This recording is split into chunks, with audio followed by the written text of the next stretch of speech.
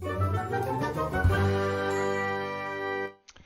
you guys, it's Badger here. Today we have a look at this little lamp here, and as you can see, it is like a little fish tank-ish.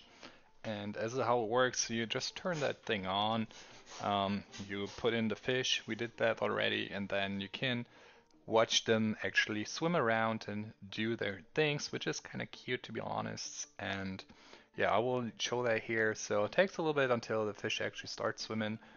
They will at some point start doing that. Also, you can choose different colors or just a fade mode depending what you prefer. And I think we are about to, yeah, witness the first fish starting to swim around, as you can see, and all of them will actually do that. Now there's two of them, and it just gives a really nice ambient effect with these fish swimming around. And yeah, I think it's a pretty cool and interesting way to, yeah, upgrade your desk or your little area wherever you put this and have a little cool piece sitting up there. Yeah, that's gonna be it, you guys.